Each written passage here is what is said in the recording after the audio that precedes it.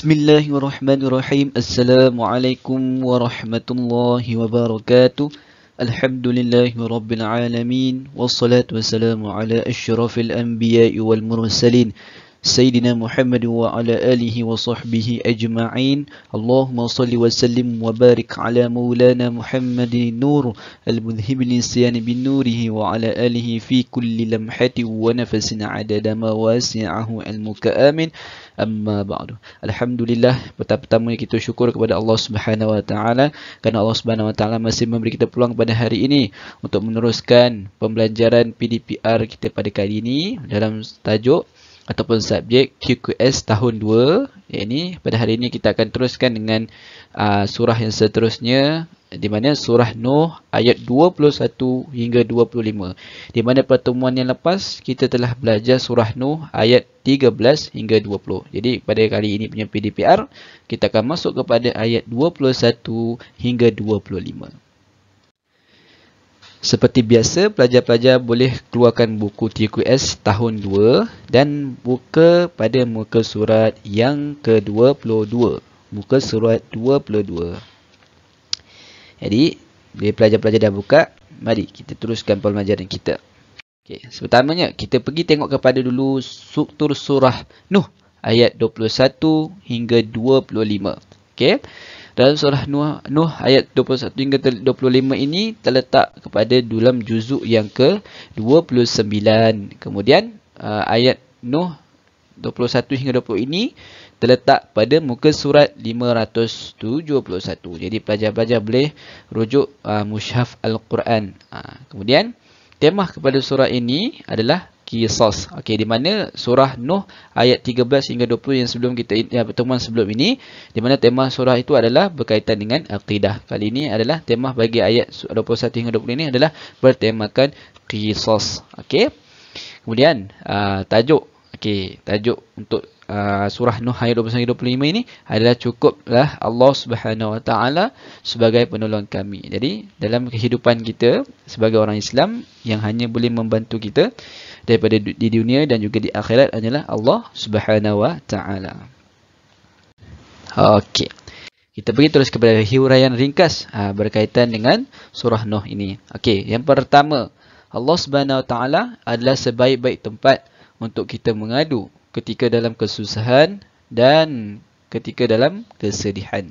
Jadi jelas di sini bahawa apa yang kita dapat fahami adalah Allah Subhanahu wa taala ataupun Rabb kita, pencipta kita, yang mencipta kita adalah merupakan sebaik-baik tempat untuk kita mengadu. Jika kita ada masalah, kita mengadu kepada Allah Subhanahu wa taala. Bagaimana caranya? Caranya dengan kita berdoa, dengan kita bangun pada waktu malam untuk menunaikan solat-sunat tahajud dan solat sunat yang lain. Kita mengadu kepada Allah Subhanahu wa taala dengan segala kesusahan yang kita hadapi dan kesedihan yang kita hadapi. Dan kemudian dengan kita melakukan seperti itu, insya-Allah Allah Subhanahu wa taala akan memberikan jalan keluar kepada kita. Kita tidak disarankan untuk mengadukan kepada manusia kerana manusia tak semuanya akan membantu kita. Tetapi bila kita mengadu kepada Allah Subhanahu wa taala tentang kesusahan dan juga kesedihan kita, maka Allah Subhanahu wa taala akan bantu dan Allah Subhanahu wa taala akan berikan jalan kepada kita. Okey. Yang kedua, kita mestilah menjauhi orang-orang yang berada dalam kesesatan supaya tidak terpengaruh dengan kesesatan mereka. Okey, pada nombor 2 ini kita sangatlah dipinta ataupun kita sangatlah kena jauhkan diri kita daripada orang yang berada dalam kesesatan supaya kita tak sesat seperti mereka. Jadi kenapa kita kena jauhkan daripada orang kesesatan? Bila orang yang berada dalam kesesatan ini, mereka ini dah sesat, kemudian kalau kita ikut mereka, kita pun akan jadi sesat. Jadi kalau kita nak selamat daripada mereka ini, kita jauhkan diri kita daripada mereka yang jelas kesesatannya, dan jangan terpengaruh dan jangan kita ikut dengan mereka yang berada di dalam kesesatan. Okey. Yang ketiga, kaum Nabi Nuh alaihi salam menjadikan berhala sebagai sembahan. Ya, kita sudah sedia maklum. Okey, kaum Nabi Nuh alaihi salam mereka menyembah sembahan berhala. Yang ini berhala ni apa adalah sejenis patung yang mereka buat sendiri dan kemudian mereka sendiri menyembah kepada berhala tersebut. Dan sesungguhnya berhala-berhala itu tersebut adalah sebagai patung saja dan berhala-berhala tersebut tidak mampu untuk menolong mereka. Mereka mintalah pada patung itu, berdoalah kepada patung itu sekalipun, tetapi tidak akan ada, berhala itu tidak akan membantu mereka kerana berhala itu dicipta oleh mereka sendiri dan mereka menyembah apa yang mereka cipta. Dan benda itu adalah sangat sesat dan bercanggah dengan fitrah kita sebagai manusia. Kerana fitrah kita sebagai manusia, agama yang diterima, agama yang diredai oleh Allah Subhanahu Wa Taala hanyalah agama Islam. Okay, yang keempat, hanya Allah Subhanahu Wa Taala sahaja yang mampu menyelamatkan manusia daripada ditimpa azab api neraka di akhirat kelak. Ini adalah sangat yang poin yang kita boleh kaitkan. Poin nombor 1 dan juga 4 ini adalah satu poin yang sangat berkaitan dengan akidah sebenarnya.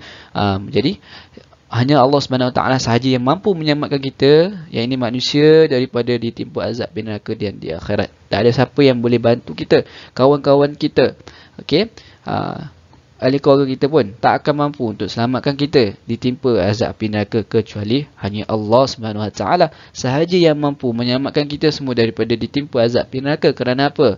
Kerana Allah Subhanahu Wa Taala yang menciptakan kita, Allah Subhanahu Wa Taala yang mengampunkan kita. Bila kita bertaubat, bila kita mohon ampun kepada Allah, hanya Allah Subhanahu Wa Taala akan memberikan rahmat kepada semua manusia.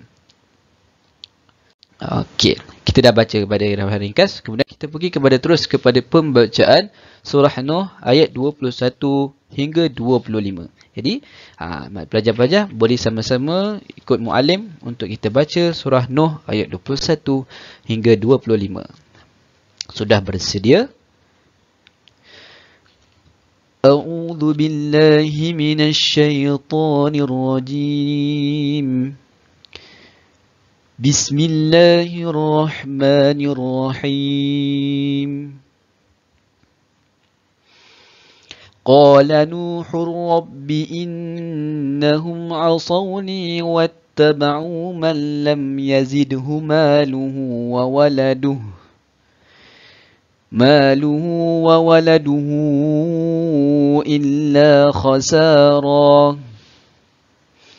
وَمَكَرُوا مَكْرًا كُبَّارًا وَقَالُوا لَا تَذَرُنَّ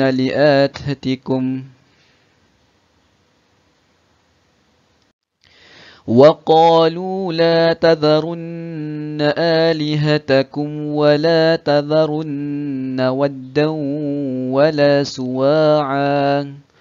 ولا سواعا ولا يغوث ويعوق ونصرا وقد أضلوا كثيرا ولا تجد الظالمين إلا ضلالا مما خطيئاتهم أغرقوا فأدخلوا نارا فلم يجدوا لهم من دون الله أنصارا صدق الله العظيم. Baik pelajar-pelajar sediti yang dikasihi Allah sekalian, demikianlah pembacaan surah Nuh ayat 21 hingga 25. Jadi pelajar-pelajar boleh sama-sama baca, ikut muallim baca seperti mana yang telah dibacakan tadi, insya-Allah. Okey, kemudian kita terus kepada terjemahan surah Nuh ayat 21 hingga 25. Okey, pelajar-pelajar boleh buka muka surat 26 untuk rujukan, untuk boleh tengok sama-samalah. Okey. Okey, tengok yang pertama pada ayat 21. Qala, telah berkata Nuhun, Nuh, Nabi Nuh, telah berkata Nabi Nuh. Okey. Rabbi, wahai Tuhanku, wahai Tuhanku Allah Subhanahu Wa Taala. Innahum, sesungguhnya mereka. Siapa sesungguhnya mereka itu? Sesungguhnya mereka itu adalah kaum Nabi Nuh alaihi salam. Okey. Asawni, mereka menderhakaiku. Okey, siapa yang menderhakaiku? Itu kaum Nabi Nuh. Yang ini mereka menderhakai perintah ataupun seruan daripada Nabi Nuh alaihi salam. Kemudian wattaba'u, dan mereka mengikuti Siapa mereka tu? Mereka di sini bermaksud kaum Nabi Nuh lah. Man, orang yang lam yazidhu, tidak menyembah kepadanya. Kemudian maluhu, hartanya, wa waladuhu, dan anaknya. Illa, kecuali khasara, kerugian. Dalam ayat 21 ni Nabi Nuh AS mengatakan apa?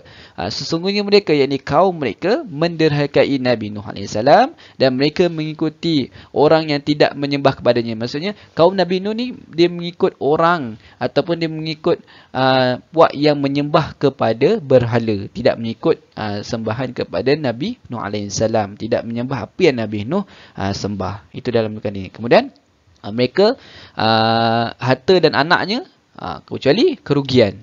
Kini mereka ni mengalami kerugian di sini bermaksud kekufuran, bukan mereka kerugian harta, tapi mereka kerugian di sini bermaksud kekufuran. Mereka rugi kerana mereka menyembah berhala yang bukan dapat menolong mereka, bahkan menyebabkan mereka sesat dan terjumus di dalam api neraka.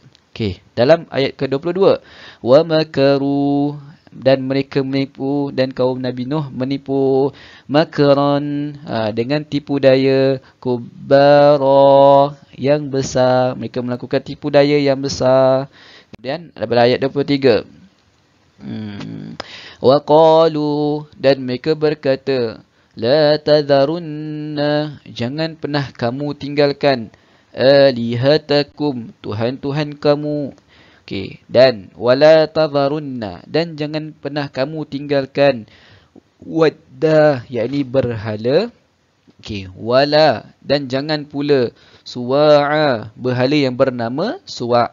Kemudian wala, dan jangan pula yaghutha, berhala yang bernama yaghuth. Kemudian wa ya'uqa, dan berhala ya'uq, dan wa nasra, dan berhala yang bernama Nas. Dalam ayat yang 23 ni, kaum Nabi Nuh mengatakan kepada kaum-kaumnya yang lain, dan mereka berkata, jangan pernah kamu tinggalkan Tuhan-Tuhan kamu, dan jangan kamu tinggalkan berhala. Ada beberapa berhala di sini yang disebut di dalam surah Nuh ini. Satu, yang pertama, berhala yang bernama Wad. Kemudian berhala yang bernama Suwa. Dan kemudian berhala yang bernama Yaghus. Kemudian berhala yang bernama Ya'uk, dan berhala yang bernama Nas. Mereka berkata kepada mereka, janganlah kamu tinggalkan Tuhan kamu. Yang benar ada 5 berhala yang mereka sembah. Kemudian ini yang dikatakan kepada kaum mereka, janganlah kamu tinggalkan berhala-berhala ini, sembahan kepada berhala ini. Kemudian dalam ayat 24, waqad, dan sesungguh adallu, mereka telah menyesatkan, kathira, ramai orang, wala, dan jangan tazidi, engkau tambahkan, al-zalimina, kepada orang zalim, illa dalala, selain kesesatan. Ayat ke-20 yang terakhir, ayat ke-25, mimma, disebabkan khati'atihim, kesalahan-kesalahan mereka, uriqu, mereka ditenggelamkan, fa'udkhilu, lalu mereka dimasukkan, naron, neraka. Falam, maka tidaklah, tajidu, mereka menemukan, lahum, untuk diri mereka, min, daripada duni, selain Allah, Allah, ansara, penolong-penolong.